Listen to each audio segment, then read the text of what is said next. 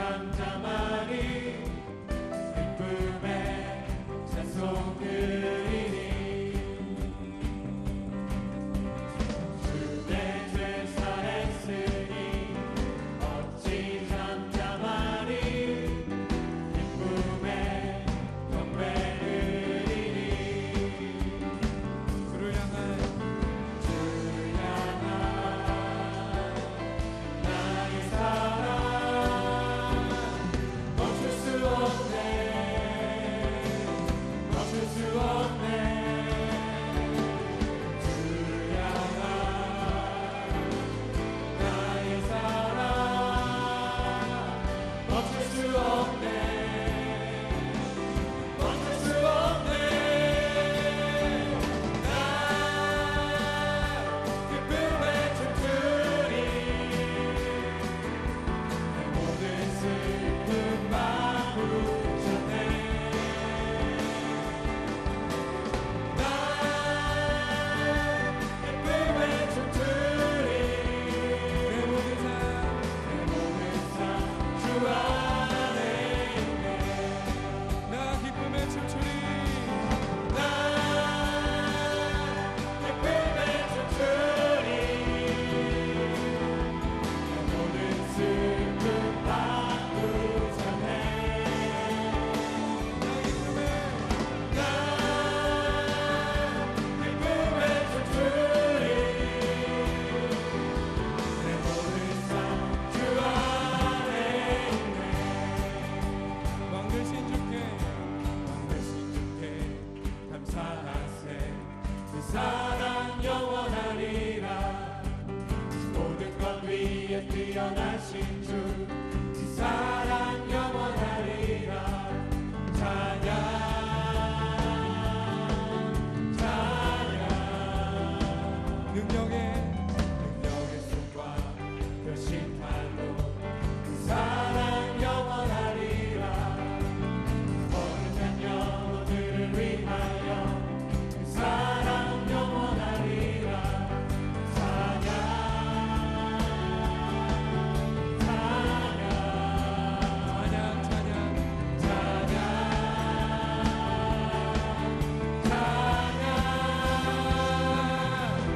영원히 신실하신 능력의 하나님 영원히 함께하리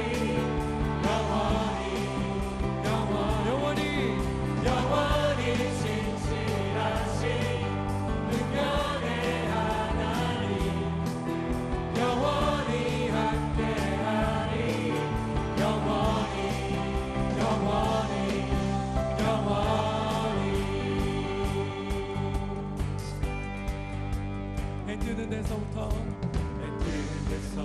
지는 데까지 그 사랑 영원하리라 주대로 우리 걸어가리 그 사랑 영원하리라 찬양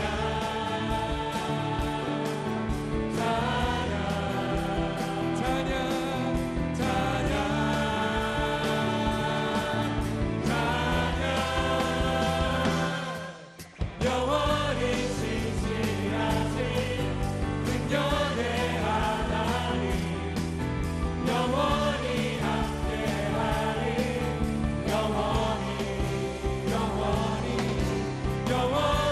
신실하신 능력의 하나님 영원히 함께하리 영원히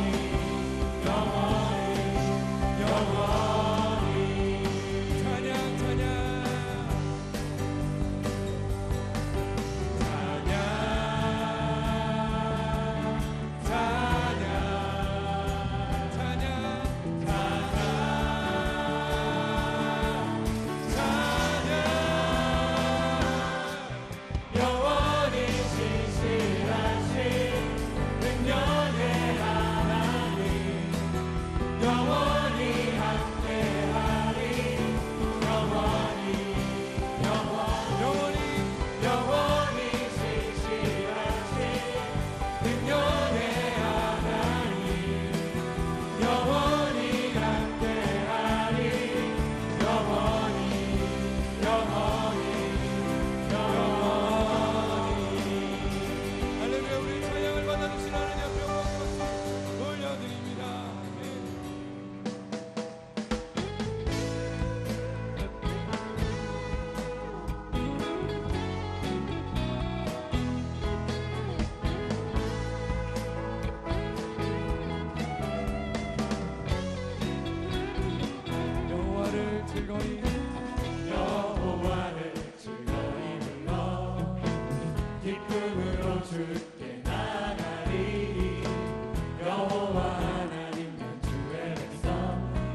치는 양이라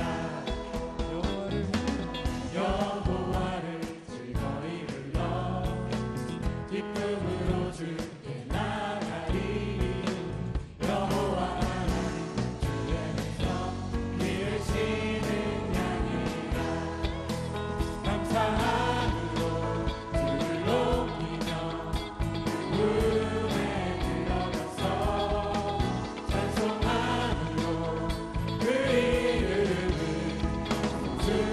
축할지어다 여호와를 즐거이 여호와를 즐거이 불러 기쁨으로 주께 나가리 여호와 하나님 주의 백성 길을 치는 양이라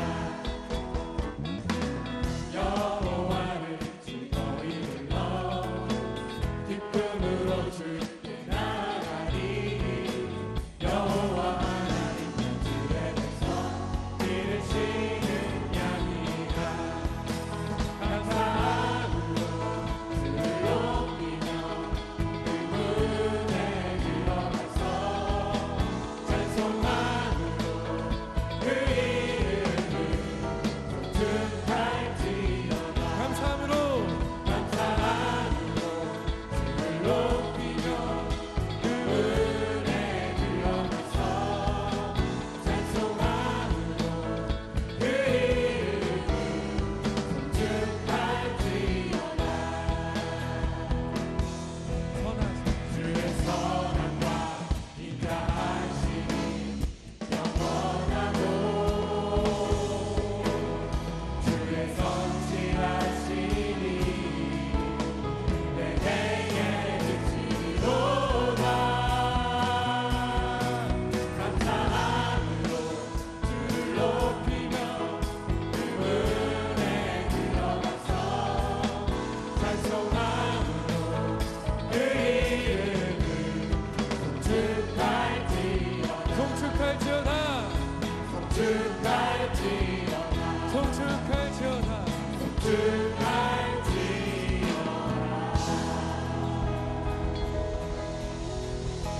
할렐루야 송축과 찬양을 받아주시옵소서.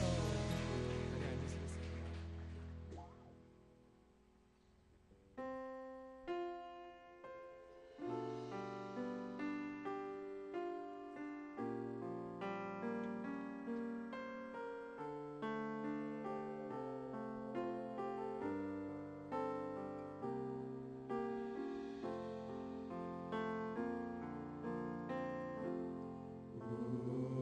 우리는 주의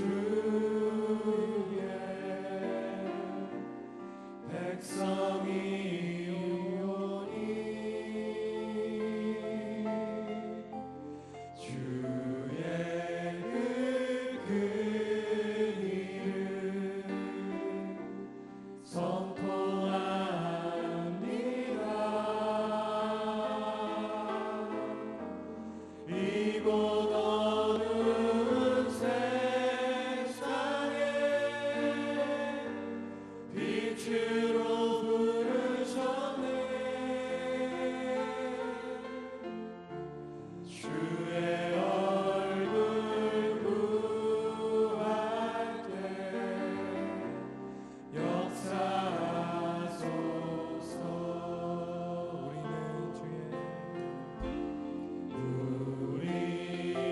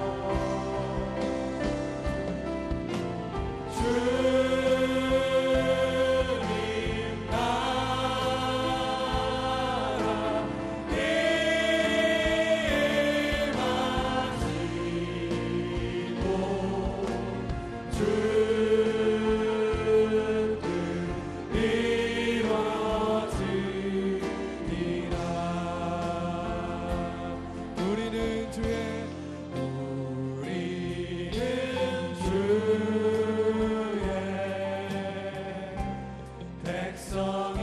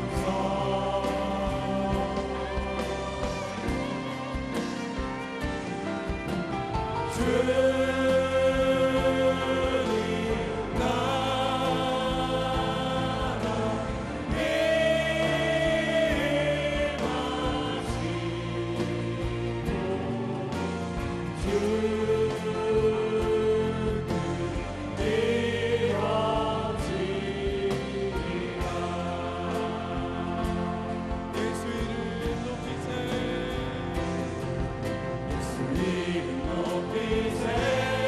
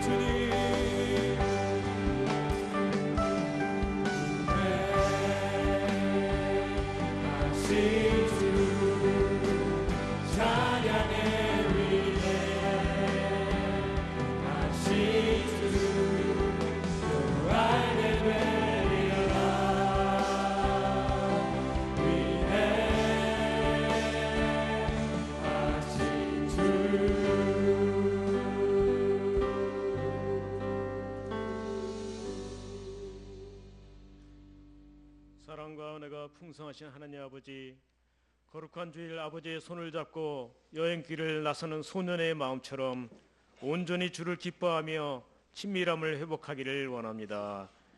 되풀이되는 잘못에서 돌이켜 아버지의 마음을 아프지 않게 하며 허락하신 삶 동안 주님 사랑하고 좋은 이웃으로 살아내어 삶이 전도가 되고 혼돈한 세상에 빛이 되는 성도 되게 하소서. 예수님 오신 지 2000년이 다 되어 극동의 조선을 당신의 백성으로 정하시고 샛별 같은 선교사님들을 보내어 위로하며 먹이고 입히셨지만 어느덧 은혜를 잃은 백성이 되었습니다.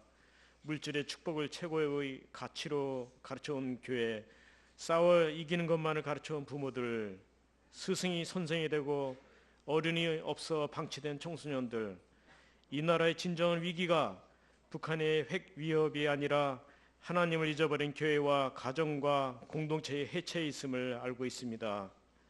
해방 전 문맹률 80%의 이 민족을 위해 곳곳에 학교와 교회를 세우며 하나님의 백성으로 살려고 몸부림쳤던 선조들의 귀한 믿음의 유산을 돌이켜 역사를 잊지 않는 지혜로운 백성이 되게 하소서.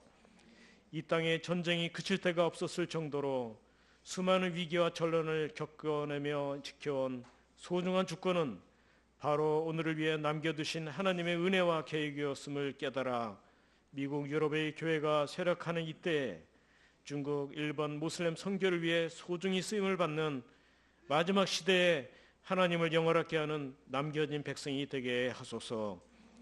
40일 금식 릴레이 기도와 24일에 있을 리폼 부흥 집회, 40일 새벽 기도에 주의 거룩한 영이 함께하여 온 성도들이 금식하며 탄식하며 정직한 영으로 드리는 통렬한 회개의 기도가 한국교회와 이 나라에 임박한 주의 채찍을 거두는 은혜가 되게 하소서. 이 나라의 진정 하나님을 경외하는 믿음의 지도자를 주시어 몇 세대가 먹고 남을 돈을 횡령하고 임기 후에는 구속으로 이어지는 이 땅의 어두운 영들이 끊어지며 남북으로 나뉘어진 이 작은 나라를 정치적 목적으로 백성들을 선동하고 당과 지역으로 나누고 가르고 쪼개는 악순환이 끊어지게 하소서. 아버지 하나님, 한평생 거주 이전에 자유마저 박탈당한 저 버려진 땅 북한이 있습니다. 배고픔과 핍박을 피하여 자유를 찾아 나섰지만 국경에서 인신매매로 팔려가고 공안에 잡혀가며 젊음이 짓밟히는 처절한 절규를 주님 들으시었고 이들을 그리스도의 사랑으로 섬기는 국경의 조선적 교회를 기억하시며 지켜주시옵소서. 이른 아침부터 그리스도의 사랑으로 섬기며 손으로 땀으로 찬양으로 올려드리는 기도를 주님 받으시옵소서. 험한 세상에서 치이고 관계에서 오는 억울함과 분노로 아버지 앞에 나온 백성들이 사람의 위로가 아니라 오직 하나님의 위로만이 악을 손으로 이길 수 있사오니 신기서 목사님께서 주의 말씀을 대언하실 때 주로부터 진정한 위로가 임하게 하옵소서. 예배에 나오지 못하는 병약한 당신의 백성들이 곳곳에서 드리는 기도와 눈물을 보시고 치유의 능력으로 임하옵소서. 예수님의 이름으로 기도드렸습니다. 아멘.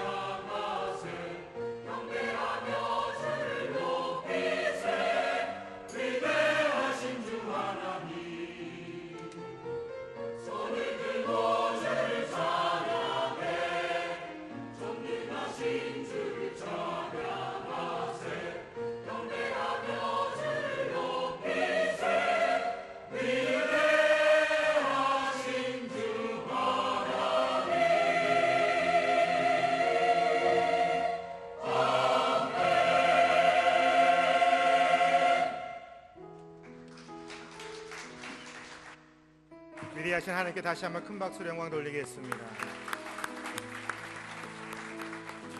저희 분들에게 인사 나눌 때에 주님은 위대하십니다 인사하겠습니다. 주님은 위대하십니다. 손을 내밀어서 함께 축복하며 찬양하겠습니다. 은혜의 주님이 당신을 축복하고 은혜의 주님이 당신을 축복하고 사랑 주님이 함께 하시네. 은혜의 주님이 당신을 축복하고 사랑 주님이 함께 하시네. 은혜의 주님이 내 삶을 축복하고 은혜의 주님이 내 삶을 축복하고 사랑의 주님이 함께 하시네. 은혜의 주님이 내 삶을 축복하고 사랑의 주님이 함께 하시네. 서로에게 축복과 격려의 박수하겠습니다. 교회 소식 나누도록 하겠습니다. 2017 나라와 민족을 위한 부흥집회 리폼이 10월 24일 화요일부터 26일 목요일까지 서빙고 온누리교회 본당에서 진행됩니다. 버스는 오전 8시 30분 수원에서 서빙고로 출발합니다. 수요 저녁 온누리 워십 예배는 부흥집회 중계로 진행됩니다. 수원 온누리 맞춤 전도 집회 네이버가 11월 4일 토요일 오후 3시에 진행됩니다. 초청 대상자를 위해서 계속하여 중보기도를 부탁드립니다. 다음 주일 10시 30분 본당에서 중보기도회가 있습니다. 회복사역 영적 성숙을 위한 관계의 기술 세미나가 지난주부터 주일 7시에 진행되고 있습니다. 성도님들의 많은 참석 바랍니다. 노숙자 및 공동체 건립을 위한 왕복 10km 거북이 마라톤 대회가 11월 11일 토요일 오전 8시부터 이천 한강공원에서 진행됩니다. 자세한 내용은 위클리 포커스를 확인하시고 많은 참석을 바랍니다. 하나님께서 우리에게 주시는 말씀 함께 봉독하겠습니다. 베드로전서 3장 13절부터 22절 말씀입니다. 여러분 자신이 가진 성경으로 함께 교독할 텐데요. 베드로전서 3장 13절부터 22절. 여러분이 열심히 선을 행하는 사람이 되면 누가 여러분을 해치겠습니까? 그러나 여러분이 의를 위해 고난을 당하면 여러분은 복 있는 사람들입니다. 들의 위협에 두려워하지 말고 불안해하지 마십시오. 오직 여러분의 마음에 그리스도를 주로 삼아 거룩하게 하고 여러분이 가진 소망에 관한 이유를 묻는 모든 사람에게 대답할 것을 항상 준비하되 온유와 두려움으로 하고 선한 양심을 가지십시오. 이는 여러분이 비방을 받을 때 그리스도 안에서 행한 여러분의 선한 행실을 비방하는 사람들로 수치를 당하게 하려는 것입니다. 하나님의 뜻이면 선을 행하다 고난을 당하는 것이 악을 행하다 고난을 당하는 것보다 낫습니다. 이는 여러분을 하나님께로 인도하기 위해 그리스도께서도 한 번 죄를 위해 고난을 당하시고 의인으로서 불의한 사람을 대신하셨기 때문입니다. 그는 육체로는 죽임을 당하셨으나 영으로는 살리심을 받으셨습니다. 또한 주께서는 영으로 옥에 갇혀있는 영들에게 가서 선포하셨습니다. 그들은 전에 노아가 방주를 예비하는 동안 하나님께서 오래 참고 기다리실 때 끝내 불순종했던 사람들입니다. 물로 심판하실 때 구원받은 사람이 적으니 단 8명 뿐이었습니다. 이제 물은 여러분을 구원하는 표인 세례를 의미합니다. 세례는 육체의 더러움을 없애는 것이 아니라 예수 그리스도의 부활로 인해 선한 양심이 하나님을 향해 응답하는 것입니다. 그리스도께서는 하늘로 올라가 하나님의 오른편에 계시니 천사들과 권세들과 능력들이 그분께 복종합니다. 아멘. 수원 맞춤전도 네이버 홍보 영상 후에 신기선 목사님께서 선을 위한 고난이라는 제목으로 말씀 증거하시겠습니다.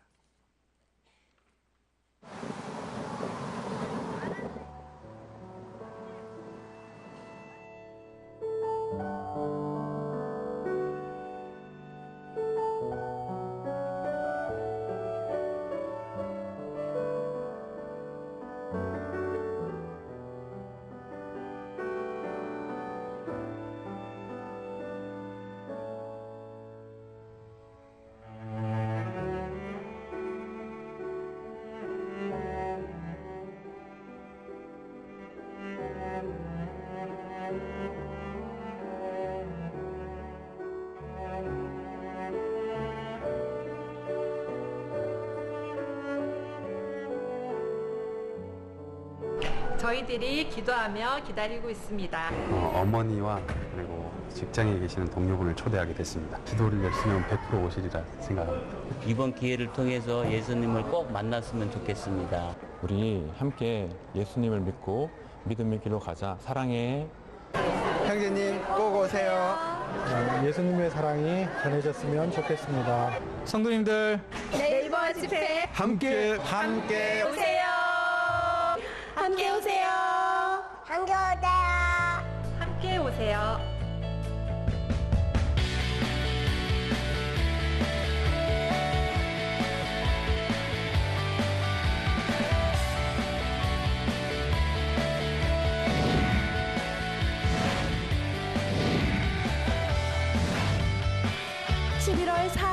온누리교회에서 정중하게 당신을 초청합니다. 당신은 우리의 네이버입니다.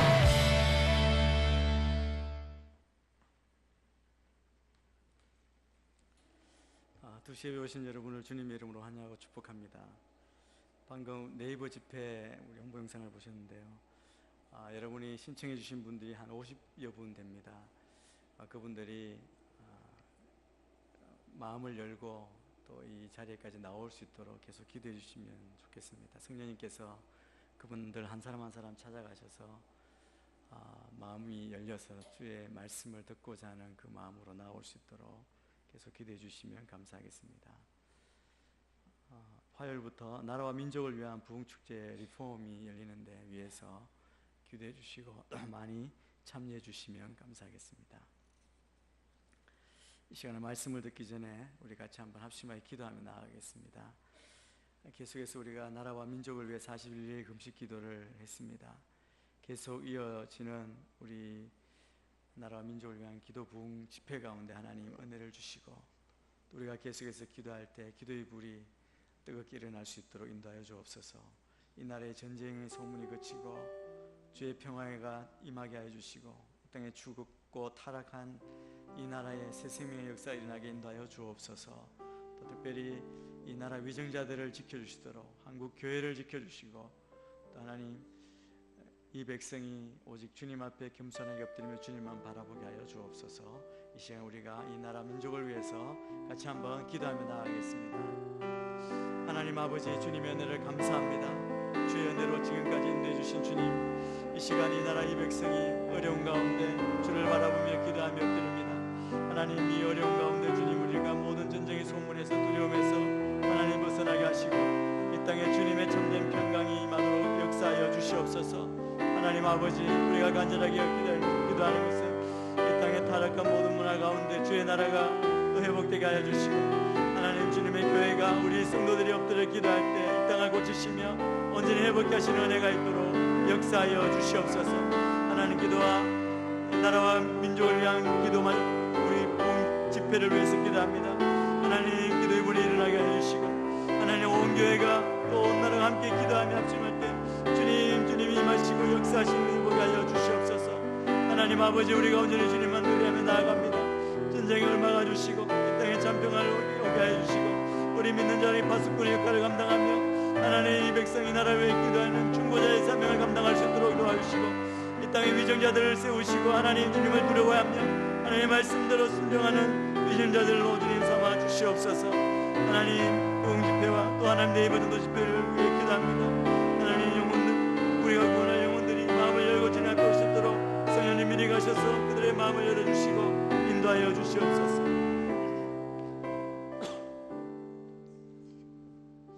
하나님 아버지 나라와 민족을 위해 기도합니다.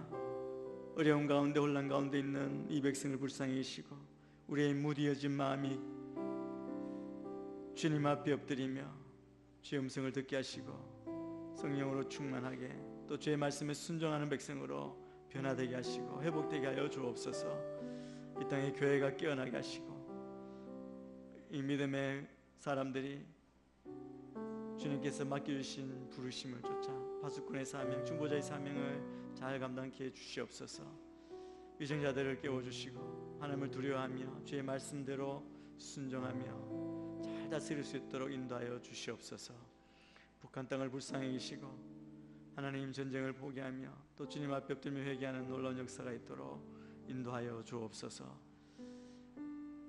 화요일부터 있을 나라와 민족을 위한 부흥 집회를 주님 손에 올려드립니다. 강사들을 지켜주시고 참여하는 모든 자들, 또 우리가 기도할 때 기도의 불이 다시 일어나도록 인도하여 주옵소서. 네이버 맞춤 전도 집회를 위해서 기도합니다.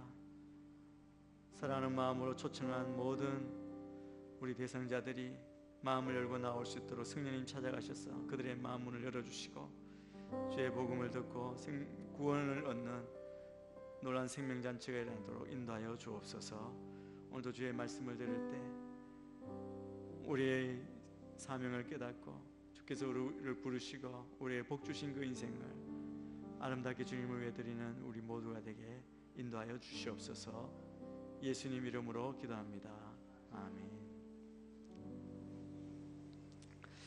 한 가지가 빠졌는데요. 주보사에 보시면 우리 40대 맞춤 전도 집회 광고가 있습니다. 보시고 우리 전달 대상자가 있으시면 신청해 주시고 서빙고 본당에서 열리는 맞춤 전도 집회에 참여해 주시면 되겠습니다.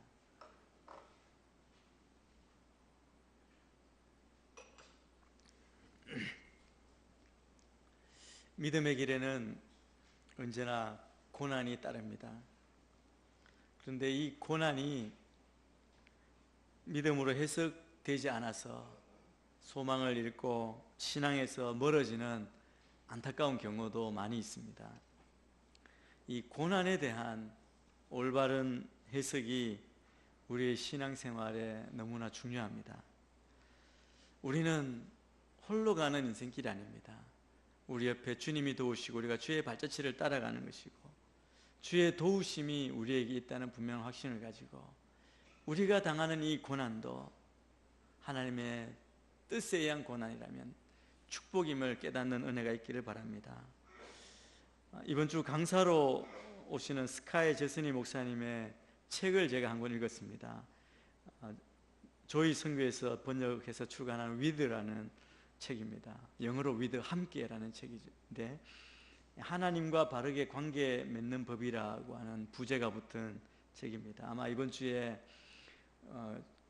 저자가 오셔서 강의를 하기 때문에 아마 서점이나 이런 데서 많이 판매가 될 텐데 한번 사서 읽어보시면 좋을 것 같습니다.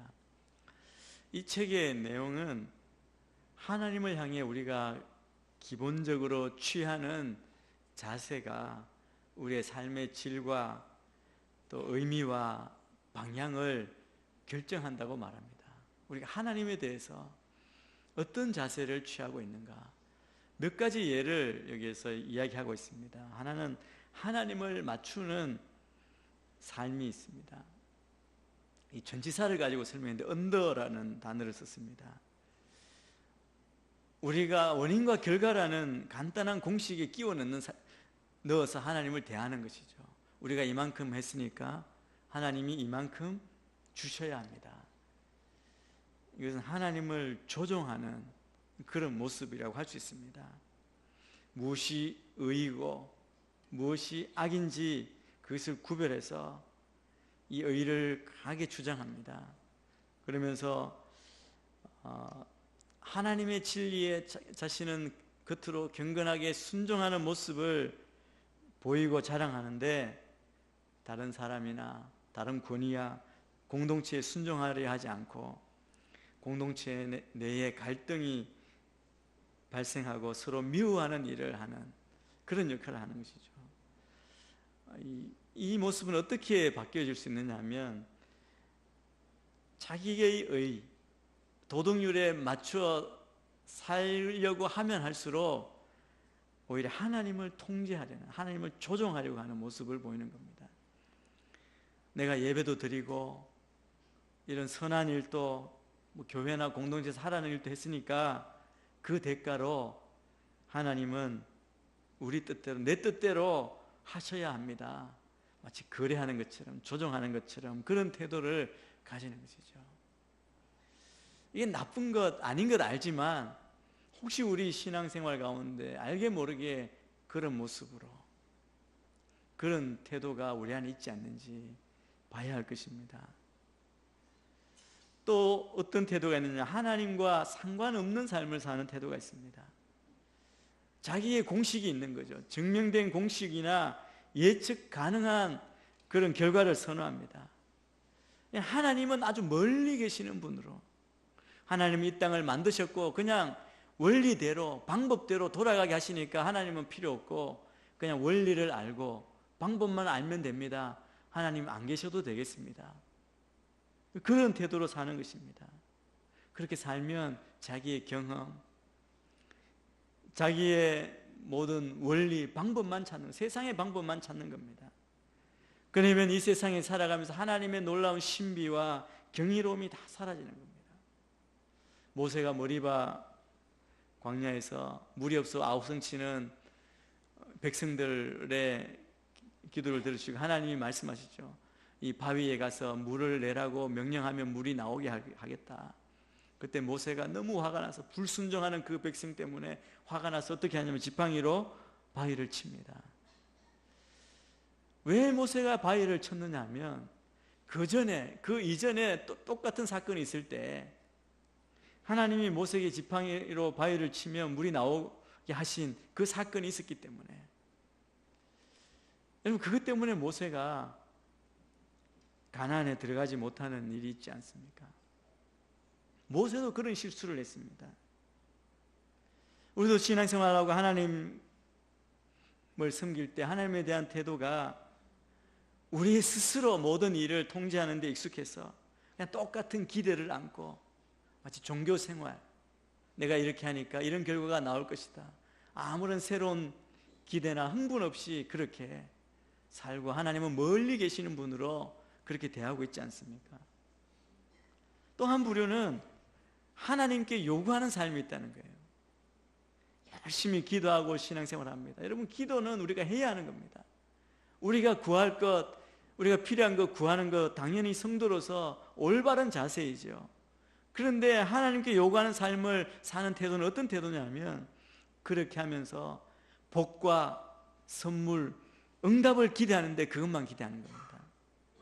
하나님께는 관심이 없는 거예요. 하나님 복을 주시고 우리를 인도하시는 그 하나님께는 관심이 없고 내가 받는 복만 관심이 있는 것이죠. 그렇게 사는 하나님을 대하는 태도는 이 땅에만 온전한 목적이 있는 것입니다. 그들이 이 땅에 살아가는 목적은 구원이 아니라, 더 이상 구원이 아니라 이 땅에서 잘 먹고 잘 사는 편안함에 온갖 목적이 있는 것이죠. 그래서 잘못된 신앙, 이 잘못된 거 가지면 번영신앙이라는 이름으로 예수 믿으면 당연히 잘 돼야지. 그런데 거기에 온 초점을 맞춰서 고난이 오고 어려움이 오면 해석이 안 되는 겁니다. 그래서 실족하고 하나님이 나를 버리셨나 실망하고 하나님을 오히려 떠나게 되는 그런 결과로 이어지는 경우가 많다는 것이죠. 또 하나님을 위한 삶이 있습니다. 이런 분들은 의미 있는 인생은 하나님을 위해서 위대한 일을 하는 삶이라는 것이죠. 자신의 삶을 온전히 주를 위해 드리기 위해 온 힘을 다합니다. 이것은 교회 공동체 안에서 아주 권장되고 기뻐할 만한 그런 모습이라고 할 수 있죠. 이 저자는 이렇게 말합니다. 하나님의 명령을 순종하고 이 세상에서 하나님의 사역에 헌신하는 일이야말로 우리가 기쁨과 평화를 누리고 삶에 만족하는 그런 무언가를 이룰 수 있는 방법이라고 믿고 그도 그렇게 살았고 지금 전임 사역으로 섬기고 있는데, 그런데 주위를 돌아보니까 자기의 그러한 생각, 우리가 생각하는 게 틀렸을 수도 있다는 겁니다. 틀렸다는 것을 깨달았다는 겁니다. 우리가 그렇게 온전히 주를 위해 기쁘게 헌신했다면 당연히 평온하고 모든 것 인내할 수 있고 참고 친절하고 다른 영혼, 다른 사람들을 사랑하는 그런 사람이어야 하는데, 자기가 이렇게 보니까 그렇게 하는 사람이 오히려 더 초조한 것입니다. 내가 혹시 드리지 못한 게 있나?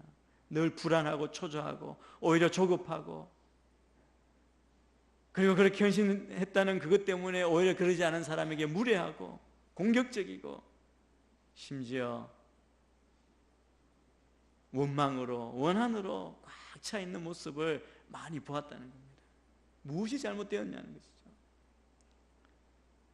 그들은 사도 바울처럼 살기를 원해서 일평생을 사도 바울처럼 복음을 위해서 그렇게 헌신하기를 원하는데 잘못 보았다는 겁니다. 바울 사도는 일평생 하나님의 일에 온 힘을 다해 주려고 했지만 하나님의 일이 그 삶의 전부가 아니었다는 사실을 그의 서신을 통해서, 그의 삶을 통해서 우리가 알 수 있다는 거죠. 바울에게 있어서 그 인생의 최고의 목적, 최고의 의미는 무엇이었냐는 겁니다. 여러분, 일이, 그가 이루는 모든 헌신이 최고의 목적이었다면, 그가 감옥에 갇혔다면 아무것도 할 수 없으니까 실망하고 좌절할 수밖에 없고, 내가 온 삶을 헌신했는데 왜 하나님이 살아계신다면 나를 이렇게 감옥에 갇히고 아무것도 못하게 하십니까? 그런 원망을 할 수 있었을 텐데 바울은 그렇게 말하지 않습니다. 아무것도 할 수 없을 때조차 그는 내가 모든 것을 해로 여기면 내 주 그리스도 예수를 아는 지식이 가장 고상하기 때문이라. 내가 그를 위하여 모든 것을 잃어버리고 배설물로 여기면 그리스도를 얻고 그 안에서 발견되려 하느니. 일하는 것도, 어떤 구하는 것도, 인생의 목적도 다 배설물로 여기고 자기 인생의 가장 귀한 것은 그리스도 예수를 아는 지식, 그 안에서 발견되는 것이라고 말합니다. 하나님께서 이 땅에 오셔서 우리를 구원하시는, 우리를 회복해 하시려는 그 계획이 무엇입니까?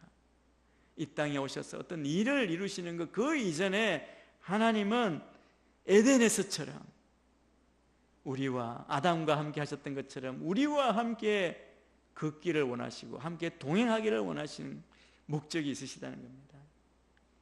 예수님은 이 무너진 세계에 오셔서 우리에게 그 빛을 전하기 위해서 하나님과 함께하는, 하나님과 동행하는 삶의 놀라운 의미를 깨닫게 하기 위해 오셨다는 겁니다. 그것을 우리가 깨달아야 합니다. 그래서 우리 인생의 목적, 우리 인생의 유일한 소망은 오직 예수 그리스도, 우리 하나님이십니다. 오직 하나님이 우리 인생의 모든 소망이 되신다는 것입니다. 이것을 하나님과 함께하는 삶, 이 with, 함께한다, 그분과 함께한다, 이런 의미입니다. 이렇게 우리가 하나님과 함께하는 삶을 살 때 우리가 이 땅의 믿음의 길을 걸으며 이 세상에 우리가 걷는 고난, 고통, 아픔, 슬픔이 이 하나님의 구원의 맥락, 회복의 맥락에서 어떤 의미가 있는지 설명이 된다는 것이죠.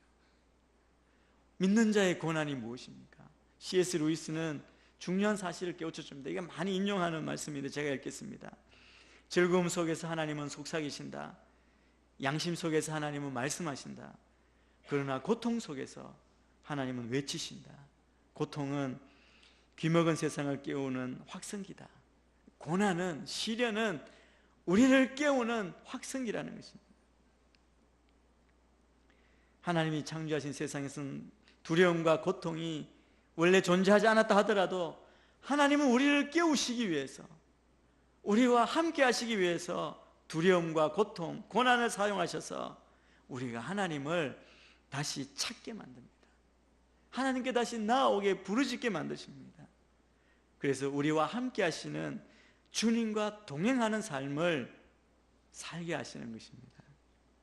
그래서 여러분, 우리 믿음의 사람, 신앙인에게는 우리가 지금 살고 있는 현실의 모든 기초가 다 무너져 내린다 할지라도 흔들리지 않는 소망이 있습니다.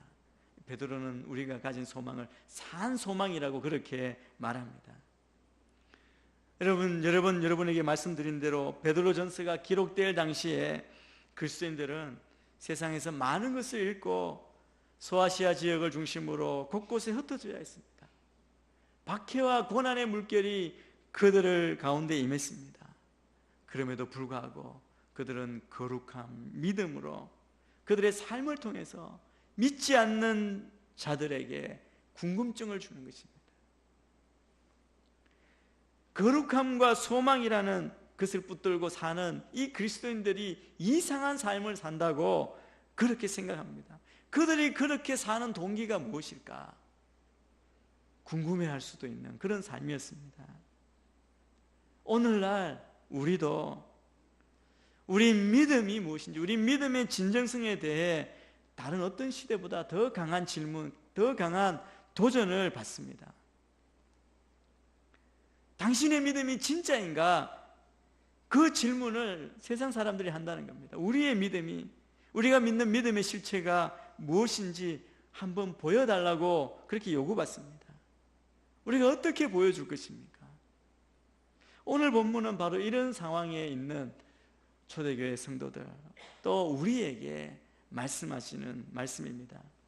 13절에 베드로 사도가 이렇게 말합니다. 여러분이 열심히 선을 행하는 사람이 되면 누가 여러분을 해치겠습니까?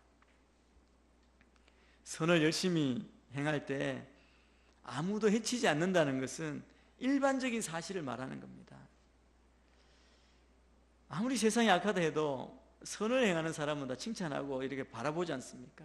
그런데 베드로는 우리가 오늘 말씀 이전에 앞에 지난주 그전주에 계속해서 선을 행한다는 것, 우리 믿음의 사람들이 선을 행하는 것이 무엇인지를 이미 말해왔습니다. 베드로 사도가 우리에게 권면한 것이 어떤 것입니까? 예를 들면 이런 것이죠. 어떤 사람이 나라에서 아니면 사회에서 제도와 법, 그 규율을 잘 지키는 것, 잘 지켜야 한다고 이야기합니다. 직장 상사에게도 주님께 하듯 충성스럽고 비방하지 않습니다. 또 믿지 않는 남편에게도 끝까지 인내하며 잘합니다. 순종합니다. 복종합니다. 가정에서 아내를 귀하게 여깁니다. 교회에서 겸손히 성도를 사랑하고 다 한 마음을 품습니다. 연합합니다. 이웃이나 세상에 만나는 사람마다 악을 악으로 갚지 않고 그들에게 선을 행합니다. 이런 사람이라면 누가 그에게 악으로 대하겠습니까? 그리스도인들이 선을 열심히 행한다면 고난을 적게 받을 수 있다는 것입니다. 불필요한 고난을, 우리가 잘못함으로 받는 고난을 받지 않을 수 있다는 것이죠. 이 원칙은 믿는 자나 믿지 않는 자나 보편적으로 거의 모든 상황에 해당되는 진리입니다. 그런데 베드로 사도는 우리 믿음의 사람에게는 예외가 있다는 사실을 알고 우리에게 말씀합니다.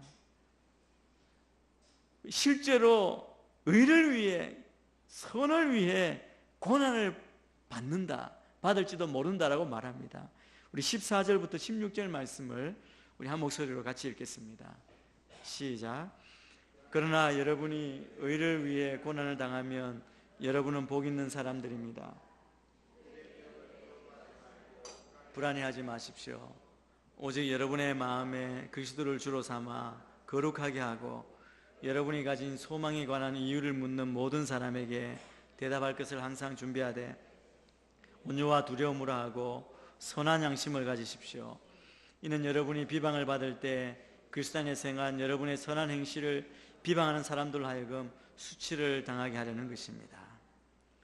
의를 위해, 선을 위해 고난받을 때 억울함을 당하고 부당한 대우를 받을 때 우리 스스로 복 있는 사람, 하나님께 복을 받은, 축복을 받은 자로 여기라는 겁니다. 의인이, 믿음의 사람이 받는 고난은 여러분 당연한 것입니다. 우리는 예수님을 배척하는 세상에 살기 때문에 예수님을 따르는 우리가 당연히 고난을 받습니다. 왜냐하면 그들과 한편이 아니고 우리는 예수님에 속한, 하늘나라에 속한 천국 시민이기 때문에 그렇습니다. 세상의 주관자인 사탄은 성도를 시험하고 거짓말하고 참수한다고 말합니다. 또 그들은 우리 성도들을 올무에 빠뜨려서 계속해서 넘어지게 만듭니다. 세상의 가치관은 하나님의 법에서 멀어질 수밖에 없습니다. 하나님의 백성이 선한 일 때문에 의로 인해서 고난을 받는다면 그것은 우리가 분명한 정체성을 가졌다는 것이고 이것은 복된 일이라는 겁니다. 고난을 받는 것이 어떻게 복이 될 수 있습니까? 그것은 간단히 두 가지로 말씀드리는 것. 첫째는 그것은 우리를 더 강하게 그리스도를 더 담도록 하시기 위한 하나님의 계획입니다. 하나님의 계획으로 사용하시는 게 고난이라는 것이죠. 그러니까 우리가 복을 받은 것이죠. 우리가 고난받는다는 것, 의로 인해서 고난받는다는 것, 하나님이 나를 미워서 버리신 게 아니라는 겁니다. 사랑하기 때문에 우리가 더 강하게 잘 믿도록, 주님 앞에 더 가까이 가도록 우리를 훈련시킨다는 거죠. 그래서 고난이 올 때 그게 복이라는 것이죠. 마태복음 5장 10절에도 그것을 말씀합니다. 산상보훈에서 의를 위해 핍박, 고난받는 것이 복이라고 말합니다. 두 번째, 그런 시련을 견딤으로 우리는 장차 받을 상급을 기대할 수 있기 때문에 그것이 복을 받는 겁니다. 상이 예약되어 있습니다. 예수님께서 이 땅에서 십자가의 그 고난을 당하실 때 받을 그 기쁨, 그 영광을 위해서 부끄러움을 개의치 않으셨다고 말씀합니다. 주님이 받으신 그 영광, 그 상급이 우리에게 주어진다는 것이죠. 그래서 우리가 복을 받은 것이라고 말합니다. 그렇기 때문에 이 고난, 복된 고난을 우리가 당할 때 베드로 사도는 14절 하반절에 두려워하지 말고 불안해하지 말라고 합니다. 우리는 핍박당할 때 우리를 핍박하고 괴롭히는 자를 무서워하거나 두려워할 수 있습니다. 이 사람이 나를 어떻게 평가하느냐에 따라 나의 상황이 달라질 수 있다는 생각에 우리가 두려워하죠. 핍박이 우리의 불안함이 될 수 있습니다. 그런데 베드로가 뭐라고 말합니까? 그러지 말라고 말합니다. 두려워하거나 불안해하지 말라. 혹시 세상 가운데 여러분의 앞길에 앞으로 어떤 일이 일어날지 두렵고 염려 가운데 여러분이 지내고 계시다면 베드로의 이 권면의 말씀을 잘 듣고 순종할 수 있게 되기를 축복합니다. 그러지 말라고 말합니다. 왜 그렇습니까? 우리를 두렵게 만드는 사람들과 그 영향력은 하나님 앞에서는 아무것도 아니라는 것입니다. 그래서 우리는 고난 당할 때, 어려움 당할 때 두려워할 필요도 불안할 필요도 없습니다. 왜냐하면 모든 것 아시고 나의 모든 인생을 만드시고 지키시는, 나의 모든 것을 완벽히 하나님께서 통제하고 계시기 때문에 그렇습니다. 그래서 베드로 사도는 우리가 해야 할 일이 있다는 겁니다. 하나가 있다는 것이죠. 그것은 뭐냐면 마음에 그리스도를 주로 삼아 거룩하게 하는 것입니다. 세상을 두려워할 것이 아니라 그리스도를 두려워해야 합니다. 여러분, 두려워한다면 그건 복이 아니죠. 복을 받았다는 것은 두려움이 없는 것 아닙니까? 고난이 복으로 여겨질 수 있는 것은 오직 우리가 예수 그리스도를 신뢰하고 경외할 때뿐입니다. 그럴 때 우리에게 어떤 복이 찾아오느냐 하면 주님이 우리에게 주시는 평안을 누리게 됩니다. 바깥에는 풍랑이 치고 폭풍이 불어와도 어미 품 안에 있는 아기 새는 아무 걱정이 없는 것처럼 우리는 평안을 누릴 수 있습니다. 그것이 복입니다. 예수님이 여러분을 붙드는 힘이 되신다면 평안을 놓치거나 소망을 잃어버릴 수 없을 것입니다. 주의 날개 아래 거하는 그 평안이 우리 안에 있게 되기를 축복합니다. 때로 여러분 직장에서 여러분의 상사가 여러분에게 폭언을 하고 억압하고 괴롭힐 때 베드로 사도의 말씀처럼 그에게 순종하고 선을 행합니다. 그렇게 하면 상사가 회개하고 변하면 좋겠지만 사실 그렇지 않죠. 그는 더 무시하고 더 만만하게 여기고 더 악하게 대하고 이를 더 많이 억울하게 만들 수 있습니다. 그러면 또 마음에 분노가 일어나고 비방하고 싶은 마음이 더 커질 것입니다. 그래도 참고 견딥니다. 두려워하지 않고 사람을 두려워하지 않고 내가 어떻게 될까 근심하지 않습니다. 나는 오직 하나님만 두려워하는 사람으로 그렇게 산다면 그 모습을 누가 보겠습니까? 아마 주위 사람들이 볼 것입니다. 너 뭔가 이상하다. 정상이 아닌 것 같다. 참 독특하구나. 너 믿는 무슨 믿는 구석이 있는가? 그러면서 묻겠죠. 너에게 무슨 소망이 있느냐? 어떻게 이런 고난을 참을 수 있느냐?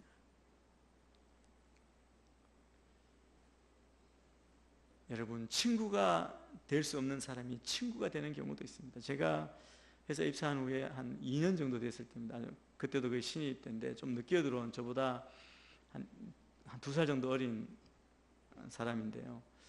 호봉은 저보다 높게 들어오더라고요. 그래서 와서 했는데 그분이 사는 환경이 좀 달라서 저는 그냥 뭐 가까이 지내지 않았습니다. 알고 싶지도 않고 뭐 그냥 바쁘니까, 제 살기 바쁘니까 그랬습니다. 뭐 하여튼 상황이 저와 전혀 다른 거예요.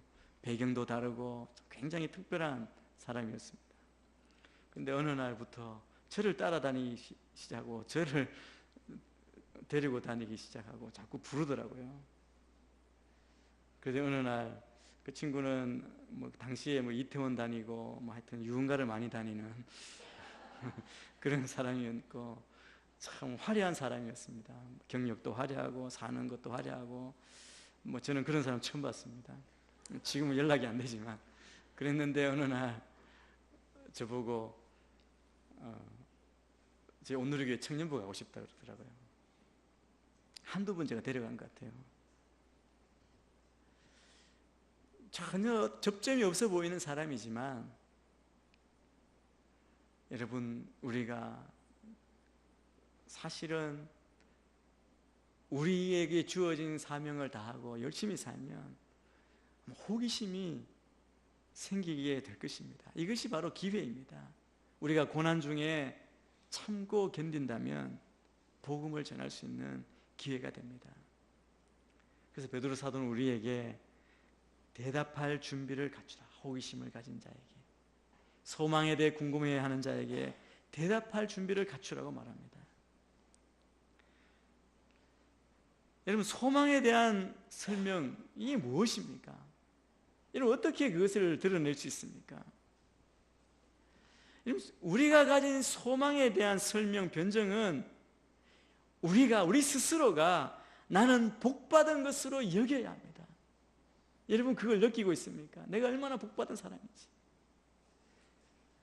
그리고 내 안에 두려움과 걱정을 다 물리칠 수 있어야 됩니다. 여러분, 어떤 고난 가운데 세상 사람과 똑같이 내가 두려워하고 염려한다면 무엇이 궁금하겠습니까? 아, 똑같구나 그러겠죠. 또 그리스도를 그들이 받는 불공정한 대우를 주관하시는 주님으로 나의 모든 상황 가운데도 주님이 나의 주관자이심을 인정할 때만 가능합니다. 여러분, 우리가 그렇게 복으로 여기고 두려움과 염려 없이, 그리고 주님이 나의 주인 되십니다, 그렇게 살아보십시오. 다 신기하게 여길 것입니다. 이걸 또 다른 말로 하면 어떤 상황에도 우리의 믿음의 소망이 우리의 인생을 지배해야 한다는 말입니다. 그냥 우리 생각이나 지어낸 이야기, 기억에서 나오는 말이 아니라 나의 지금의 삶과 가치관과 신앙관과 고백에서 나오는 말이어야 한다는 것이죠. 만약 그렇지 않으면, 우리의 삶으로부터 나오지 않으면 우리는 그 소망에 대해서 대답할 수 없습니다. 소망에 대답할 말을 준비하라고 한다고 해서 여러분 전도학교에 등록하고, 그것도 좋은 방법입니다. 또 전도할 말씀을 암송하고 효과적으로 할 수 있고 우리의 방법으로 할 수 있지만 그걸 말하는 게 아닙니다. 우리의 삶이 답이 되어야 한다는 것이죠. 이 말은 내 삶에, 아까 말씀드린 베드로 사도가 우리에게 어떻게 살라고 이야기한 것이 다 내 삶 속에 체득된 답을 가지고 있어야 한다는 말입니다. 나의 삶이 지금 어려움과 고난 가운데, 답답한 가운데 있더라도 하나님이 나의 주이시고 나는 복받은 자이고 나에게 모든 염려와 두려움이 없고 하나님은 선한 분이심을 선포할 때, 그때 나의 가진 소망을 답할 수 있다는, 그게 답이라는 것이죠. 우리가 관계의 어려움을 겪거나 말할 수 없는 삶에 해결할 수 없어 보이는 삶의 무거운 숙제로 고통받고 있을 때조차, 그때도 하나님은 선한 분이고 우리의 인생을 당신의 선한 뜻을 따라 우리를 인도하시며 함께 하신다는 사실을 말할 수 있어야 한다는 겁니다. 저는 여러분의 삶이 더딜지라도 한 단계 한 단계 이러한 삶의 모습으로 여러분 그 삶의 소망을 보여줄 수 있는 여러분의 삶이 되기를 주의 이름으로 축복합니다. 그 삶을 가지고 이렇게 말한다. 복음을 전가할 때 우리는 온유함과 두려움으로 해야 한다고 말합니다. 또 선한 양심으로 세상의 억울한 불공정한 대우에 대응하라고 그렇게 강조합니다. 핍박 가운데에도 선한 양심을 지키는 것, 이것은 세상 사람의 관심을 끄는 일일 것입니다. 그리고 우리를 욕하고 비방하는 자들 그 입을 다물게 하고 오늘 말씀은 수치를 당하게 할 것이라고 말씀합니다. 여러분 그리스도를 위해 그리고 다른 이들에게 복음을 전가하는 것으로 인해서 주님의 말씀대로 사는 삶 때문에 고난을 당할 때 그때 비로소 우리는 나를 위해 고난받으시고 목숨 버리셨던 우리 주님을 진정으로 따르는 삶을 산다고 그렇게 말할 수 있습니다. 우리의 삶의 목표는 주님이 가신 그 길을 따라가는 것 아닙니까? 17절 말씀을 우리 같이 한번 읽겠습니다. 시작. 하나님의 뜻이면 선을 행하다 고난을 당하는 것이 악을 행하다 고난을 당하는 것보다 낫습니다. 하나님의 뜻은 그냥 단지 고난을 받는 것이 아닙니다. 하나님의 뜻은 선을 행함으로 고난받는 것입니다. 하나님은 선을 행하면서 고난을 받는다면 그것이 바로 하나님의 뜻이라고 말씀하십니다. 선함으로 인해 의로 인해 열심히 선을 행하고도 고난을 당하는 것이 복이라는 것을 가장 잘 보여주신 분이 바로 예수님이십니다. 그것이 바로 오늘 읽었던 18절에서 22절 말씀에 소개되어 있습니다. 예수님의 생애가 의를 행하고 고난당하는 것, 이것이 결코 어리석은 일이 아니라는 사실, 그것이 참된 복이라는 사실을 삶으로 보여주셨습니다. 주님이 이 땅에서 걸어가신 그 길은 이 세상 사람의 눈, 세상의 관점에서는 지극히 어리석은 일이고 사람들이 다 꺼리는 일이었습니다. 그러나 그 고난의 십자가를 지심으로 그것으로 불의한 자를 대신하셨고 하나님 앞으로 우리 모두를, 우리 믿는 자들을 하나님 앞으로 이끄셨습니다. 그리고 베드로는 노아 홍수의 예를 들어서 이 믿음의 표, 구원의 표를 세례라고 그렇게 부르고 있습니다. 세례를 이야기할 때 베드로는 결혼 예식처럼 이야기합니다. 두 사람이 만나 사랑하면 혼인 신고를 하고 같이 가정을 이룰 수 있지만 결혼 예식을 통해 모든 사람에게 우리는 새로운 가정을 이루었습니다 이야기하지 않습니까? 죄를 대속받은 새 삶을 살겠습니다.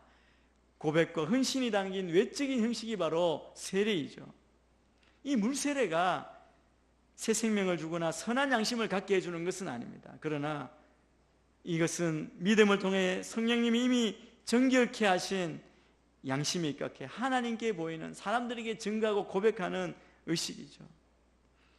그래서 세례를 통해서 성령님이 우리 그리스도와 함께 우리를 살리시고 그분과 하나 되게 하시고 죄의 권세에서 우리가 자유케 되었음을 다시 한번 기억하게 해주는 겁니다. 우리는 세례의 의미를 잘 아셔야 합니다. 혹시 우리 가운데 예수를 믿고 잘 신앙생활 하시지만 주님을 나의 구주로 고백하시지만 물세례를 아직 안 받으신 분이 계시다면 저는 여러 성도들 앞에서 이 신앙의 고백, 새롭게 결단하는 이 세례를 꼭 받으시길 바랍니다. 요즘 이 시대에도 세례의 의미가 굉장히 중요하게 큰 의미로 다가오는 곳이 많이 있습니다. 대부분의 비기독교 문화권에서 예수 믿는 자를 핍박하는 그 문화권에서 공개적으로 세례를 받는다는 것은 나는 예수 그리스도의 제자다라고 선포하는 것입니다. 그러면 그 성도에 대한 핍박도 그때부터 시작이 됩니다. 세례를 받는 순간 공식적인 핍박의 시작인 것이죠. 그런데 그것이 생명을 얻은 구원받은 표이고 그것이 복이라는 것입니다. 세례는 그리스도를 따르겠다는 굳은 헌신의 징표가 됩니다. 여러분, 우리가 이미 세례를 받았다면 이 세례가 상징하는 새 삶에 대한 고백과 헌신을 스스로 다시 한번 기억하고 일깨우시게 되기를 바랍니다. 우리는 세례를 받아도 다 편안하니까 의미가 없는 것이 아닙니다. 이것은 우리에게 그렇게 살아가도록 고난도 복이고 나에게 모든 염려와 두려움이 떠나고 오직 내 인생의 주인은 예수 그리스도의 심을 고백하며 나아가는 것입니다. 그래서 사람들 앞에서 그리스도에 대한 여러분의 믿음을 증거하시는 여러분이 되시기를 바랍니다. 22절 말씀을 함께 읽겠습니다. 마지막 22절입니다. 시작. 그리스도께서는 하늘로 올라가 하나님 오른편에 계시니 천사들과 권세들과 능력들이 그분께 복종합니다. 모든 것이 예수님 앞에 무릎 꿇게 하는 것이 십자가입니다. 우리의 고난은 예수님의 고난과 연결되어 있습니다. 그렇기 때문에 우리가 받는 고난은 절대 무의미하지 않습니다. 귀한 것이고 축복이라는 것이죠. 그리스도 안에서 받는 고난은 영광이 되고 복이 됩니다. 그래서 선을 행하다가 의를 행하다가 고난받는 것을 두려워하지 말고 담대히 행하라고 우리를 격려하고 있습니다. 큰 고난 앞에 있는 그 성도들에게 베드로 사도의 이 간절한 권면입니다. 이것이 또한 우리의 고난의 길을 어려운 가운데 답답한 가운데 있는 우리에 대한 강한 격려요 위로요 권면이 되기를 바랍니다. 우리는 고난을 받을 수 있습니다. 그러나 예수 그리스도 안에서 고난받는 자는 절대 넘어지지 않습니다. 좌절하지 않습니다. 예수 그리스도 안에 있는 자에게는 모든 것이 합력하여 선을 이루는 줄 믿습니다. 모든 것을 우리의 복과 능력으로 바꾸시는 하나님을 찬양하는 예수 그리스도의 제자의 삶을 사는 여러분이 되시기를 주의 이름으로 축복합니다. 기도하겠습니다. 하나님 아버지, 우리를 부르시고 주의 제자 삼아주심을 감사합니다. 주의 자녀로 주님 걸어가신 그 길을 걸어가는 우리에게 있는 선을 행함으로 의를 행함으로 받는 고난을 복으로 여기고 모든 두려움과 불안함을 버리고 주님만 섬기는 주의 제자의 삶으로 승리하는 우리 모두가 되게 인도하여 주옵소서. 그리하여 세상 사람들에게 살아 역사하시는 주님을 그 복음을 증거하는 축복의 통로로 쓰임받는 우리 모두가 되게 축복하여 주옵소서. 예수님 이름으로 기도합니다. 아멘. 함께 일어나서 복음 찬양 드리겠습니다. 주의 손에 나의 손을, 주의 손에 나의 손을 보게고 또 주의 발에 나의 발을 보게요. 나 주와 함께 죽고 또 주와 함께 살리라. 영원토록 주 위에 살리라. 주의 손에 나의 손을 보게고 또 주의 발에 나의 발을 보게요. 나 주와 함께 죽고 또 주와 함께 살리라. 영원토록 주 위에 살리라. 주 위에 살리라. 사랑의 주님, 선을 위한 고난이 우리에게 축복임을 믿습니다. 주의 백성들의 고난을 통하여 주의 복음이 전파되는 축복을 허락하여 주시옵소서. 주님께 감사함으로 드린 예물을 받아주시고 주의 나라와 뜻대로 사용하여 주시옵소서. 감사와 찬양을 올려드리오며 지금은 우리 주 예수 그리스도의 은혜와 하나님 아버지의 극진하신 사랑과 성령 하나님의 위로 교통하심이 선을 위한 고난을 두려워하지 않고 담대히 나아가는 주의 백성들과 몸된 교회와 열방의 선교사님들과 이 나라 이 민족 위에 이제로부터 영원토록 함께 하시길 간절히 축원하옵나이다. 아멘.